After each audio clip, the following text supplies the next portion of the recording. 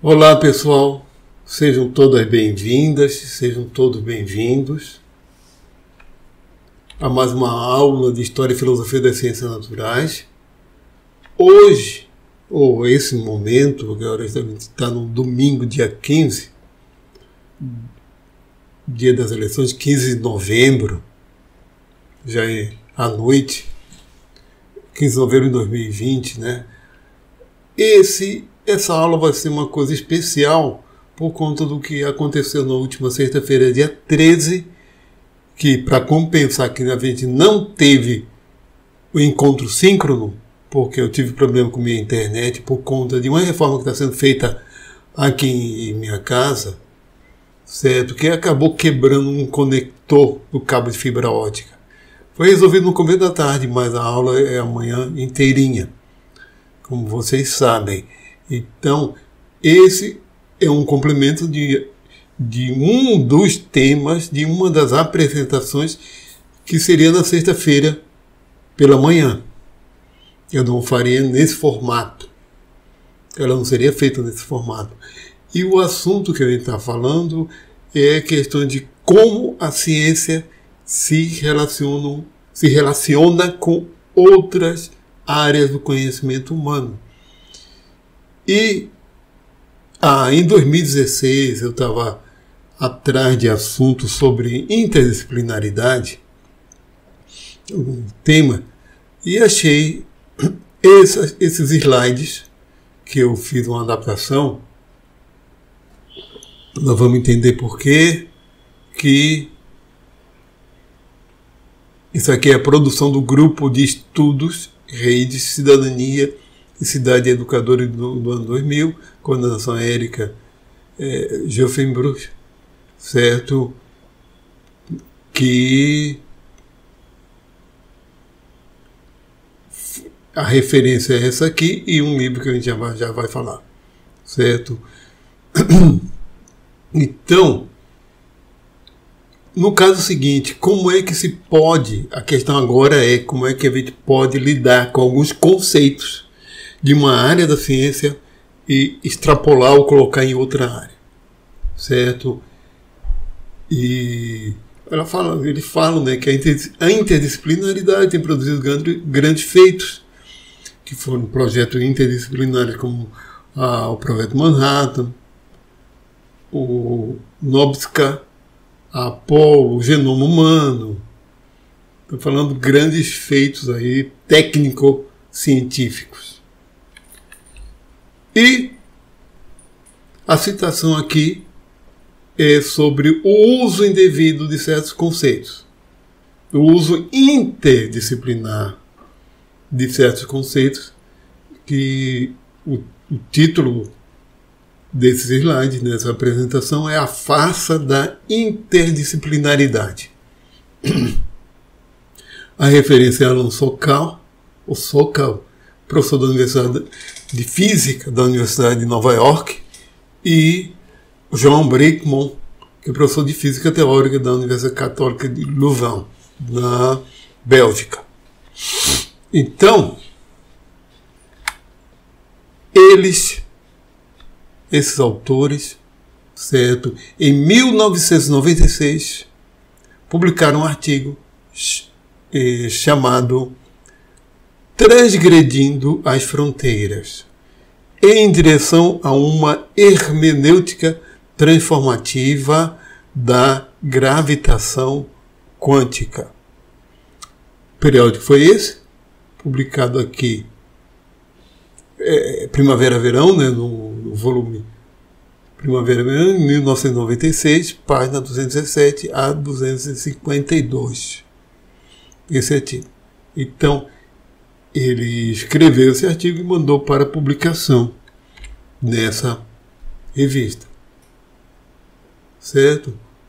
E nesse artigo ele cita intelectuais como Gilles Deleuze, Jacques Derrida, Félix Guattari, Luis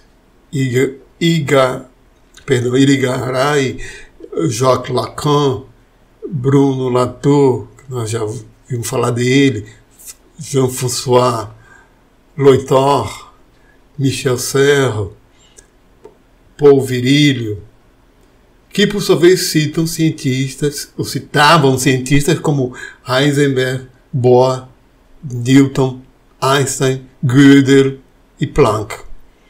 O artigo defende as implicações filosóficas e sociais das ciências naturais e da matemática. O artigo tem 35 páginas, 109 notas de rodapé, haja nota de rodapé, em 35 páginas. É mais nota de rodapé do que texto. E foram consultadas 220 obras. Só que é o seguinte, meses depois, Sokal revela que o artigo é uma farsa. Foi uma pegadinha.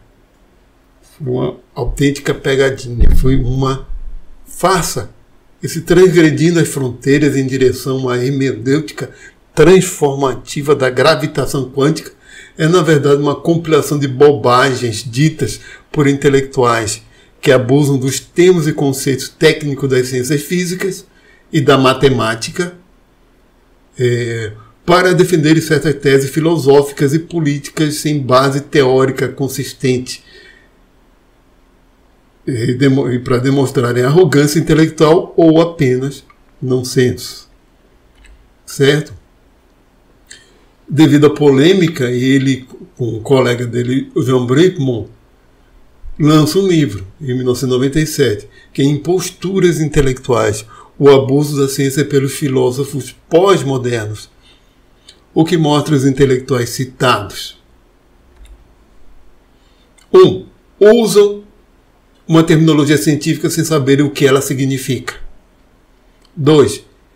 Importam noções das ciências exatas sem darem a mínima justificativa empírica ou conceitual para essa importação. 3. Exibem uma erudição superficial, usando sem pudor palavras complicadas em contexto em que essas palavras não têm qualquer significado. A finalidade é provavelmente a de impressionar e intimidar aqueles que não têm conhecimentos científicos. 4. Manipulam frases sem sentido e usam jogos de palavras com uma indiferença soberba pelo significado que essas palavras possam ter. Aí, citando, colocando aqui, Jacques Lacan, o modus operandi, cita errado a topologia para explicar doenças mentais. Que de fato, e isso nós estamos falando de intelectuais, o que fala nesse livro, de intelectuais muito consagrados da área de humanidades. Muitos são chamados filósofos pós-modernos, e esse é um assunto que nós vimos sobre o relativismo. Bruno Latour é um desses, o pessoal do Programa de Sociologia da Ciência, entre outros, que a filosofia da ciência foi descambando para uma relativização em que acabou perdendo qualquer consistência teórica mesmo. Então, digamos assim, muitos desses autores que vão ser citados agora vão um pouco mais além, porque de fato usam de forma errônea conceitos da física e da matemática. Usam de forma totalmente equivocada para explicar fenômenos sociais e psicológicos. Então, olha, só dizendo aqui, para explicar doenças mentais, topologia, uma área da matemática, confunde números irracionais com números imaginários e usa a lógica simbólica de maneira oposta ao que ela significa. Mas vamos continuar. Júlia Kristeva cita errado praticamente toda a matemática. A lógica booleana, a topologia, a teoria dos conjuntos, o teorema de Gödel, para explicar poesia e literatura. Mas vamos citar, depois eu faço outros comentários. Luis Irigaray, aí eu não sei a origem, né? Cita errado a teoria da relatividade, a mecânica quântica, a teoria das catástrofes, para escrever sobre psicanálise e linguística. E, assim, e é o seguinte, são intelectuais consagrados, não são coaches, não são esse fenômeno mais recente de coaches quânticos, essas coisas, não. Ou aquele pessoal, uns charlatães, como são colocados lá pelo documentário de Richard Dawkins, que eu coloquei para vocês assistirem, né, que ele cita de fato, no caso da medicina alternativa, ele coloca são charlatães mesmo, né? E esse pessoal aqui que está sendo citado é um pessoal que tem reconhecimento acadêmico, o que fica mais grave, né? É porque talvez o grande problema no caso do reconhecimento acadêmico é um reconhecimento entre os pares, entre pares que não têm conhecimento de mecânica quântica. Olha, mecânica quântica ondulatória é coisa para especialista. É coisa de pelo menos 15 anos de estudo entre graduação e pós-graduação. E um doutorado não basta para se conseguir, digamos assim, produzir na área de mecânica quântica ondulatória. Não se basta o doutorado para se conseguir realmente ter uma produção significativa no campo. Tem um mestrado, tem um doutorado. Então, Bruno Latour cita errado a teoria da relatividade ao escrever sobre sociologia da ciência. Também ele é um relativista em relação à sociologia da ciência, que comete vários erros. Porque uma coisa é a sociologia das instituições científicas, das relações humanas. Outra é do próprio conhecimento científico. Jean Baudrillard,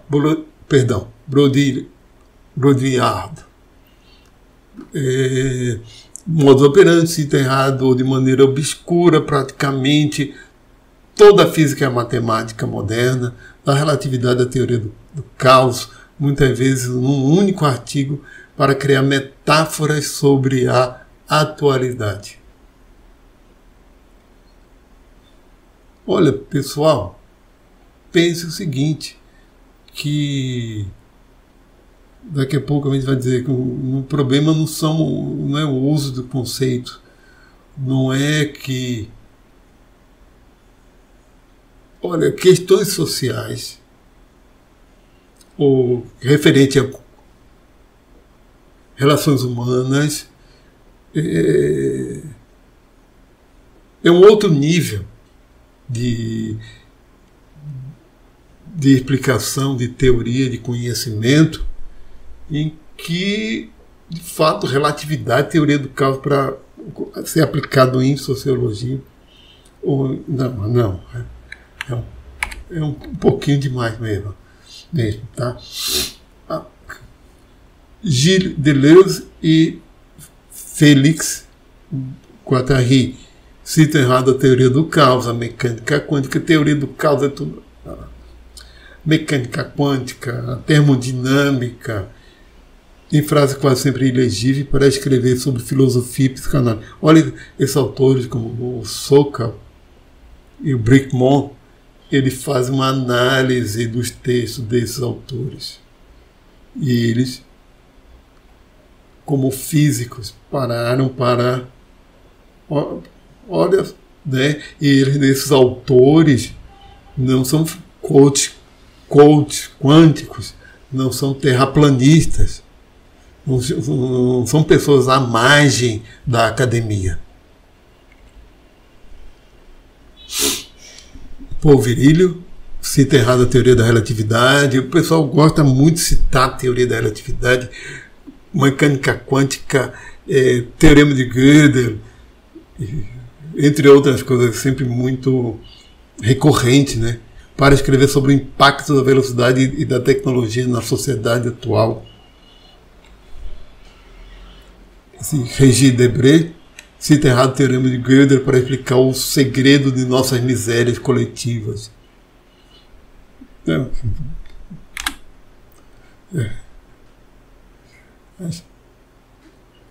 As citações, exemplos de citações como mecânica quântica, sobretudo o princípio da incerteza. Olha, o princípio da incerteza na mecânica quântica tem a ver com o fenômeno no nível atômico. O princípio da incerteza é que diz respeito a que não é possível determinar posição e velocidade de uma certa partícula, ou uma coisa ou outra. Isso não tem nem tanto a ver com nossas limitações técnicas, sim, e sim porque se a gente, ao fazer essa determinação, a gente tem que interagir com a partícula, tem que interagir a partir dos equipamentos de um modo a fazer a medição. Então, a nossa própria interação com esse mundo quântico não permite. Teoria da relatividade, daí tudo é relativo. Aí, Einstein não gostava desse nome para a teoria dele, teoria da relatividade, porque ele não achava que tudo fosse relativo, que a velocidade da luz não é relativa, é absoluta e é essencial. A relatividade é por conta do que o espaço-tempo podem ser dilatados ou pode se dilatar, pode se contrair de acordo com o referencial. Mas isso é só significativo, a velocidade é muito grande e a distância é muito grande, né? A lógica não tem lógica do teorema de Gödel, mas não é exatamente isso que ele diz. A questão é referencial, do referencial. Lógica sim tem lógica. Teoria do caos, tudo é um caos. Tá? Teoria das catástrofes. As catástrofes são eminentes. Também não. Essa extrapolação que acontece realmente muito devido à reação.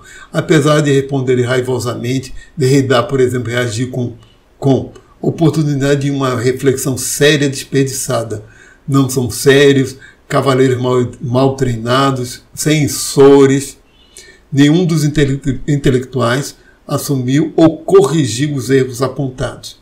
Sokal e Brickmont afirmam que não são contra a extrapolação de conceitos de um campo para o outro, mas sim contra as extrapolações feitas sem fundamento. Certo? O problema não é o caso da extrapolação, e sim não ter fundamento dessa extrapolação. Nós vamos ver abordagens interdisciplinares válidas. Então, esse vídeo aqui está sendo um complemento, já que não teve aula sexta-feira, e eu vou fazer outros para complementar, certo? Então, muito obrigado a todas e a todos, e até a próxima aula.